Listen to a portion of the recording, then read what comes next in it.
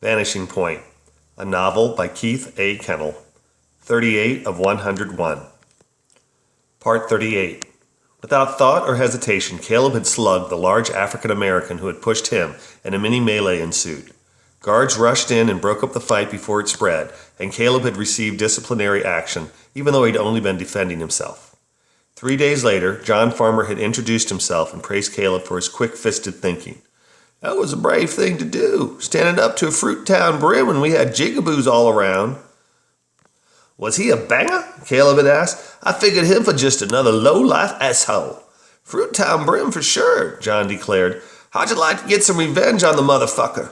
"Damn right. When?" It was then that John explained what Elohim's army was, and it was then that Caleb began a path to a higher understanding. John's account of Elohim's army made it sound righteous and exciting, two things that appealed to Caleb.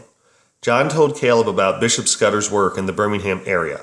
He described thrilling hunts where small units of Elohim's army would deliver justice to undesirables. He spoke of the immense pleasure one felt when acting as the avenging hand of a righteous and mighty Elohim. Caleb was highly intrigued by John's tale, but skeptical of the microcephalic man's veracity. In prison as everywhere, talk is cheap. Caleb wanted action. "Tell you what," John had said with a knowing nod, "I'll give you my brother-in-law's name and number. When you get out, you call him. Bishop will set you up." As skeptical as Caleb had been, Bishop Scudder had been the real deal. The bishop and his boys first brought Caleb along on a few low-level hunts, missions where the job was delivering Elohim's message. Caleb had excelled in the hunt, excelled to the point where Bishop had had to tamp down Caleb's enthusiastic pummeling of sinners. "We don't want to kill this one," he told Caleb, punctuating every syllable with a toe-steel-booted kick to the writhing victim's torso. Looking down and spitting on the convulsing black man, Bishop had added, "We want this one to tell the other jigaboos that they don't want to fuck with Elohim's army. Get it?" Caleb got it, and it wasn't long before he went from sending messages to sending corpses to the morgue. The culling work was satisfying, but not nearly as satisfying as the work Bishop held in reserve until Caleb had truly proven himself. "Removing miscreants is important," Bishop told Caleb, "but there's other work to do as well.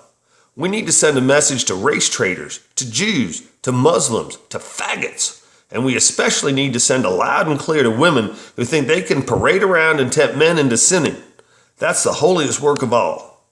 Caleb's hunting talent so amazed Bishop that the pair repeatedly worked as a team in performing the Lord's work. Together they had hunted women in the far northern and southern Alabama, each watching as they took turns with the harlots before killing them. It was his work for Elohim's army that had landed Caleb in prison when Schuyler had died, when he received a letter, a goddamn letter, that his precious miracle had been taken from him. No words of how, who, or why, just that Schuyler was dead, and that Carla couldn't stay with him anymore. Angered beyond previous experience, he'd seethed in prison, waiting to hunt down his errant wife and deliver unto her appropriate punishment. Out of prison, Caleb had again worked with Bishop, but his heart was no longer in it. The final straw came when Caleb had been unable to fuck their victim before killing her. After, Bishop had reached into his pocket and pulled out a picture of Carla. "This yours?" the man had asked. Unable to believe his eyes, Caleb had responded with 2 words. "Yep, where?" And with that initial lead from Elohim's army, the hunt for his traitor's wife had begun. "Lord, help me do thy will. Allow me to act as your hand and deliver Hot Mama and her demon spawn to you.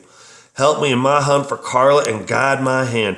In Jesus' name I pray," he declared, gathering his belongings from his sniper's nest and policing the area to ensure that it looked as it had before he set foot in it. "Hi, Mama," he said to himself. "Your time is at hand. You and your spawn will be mine tonight. First you two and then Carla, Lord willing," he muttered, shaking his head and slinking through the gator and snake-infested swamp back to civilization in his waiting van just the other side of Florida State Road 54.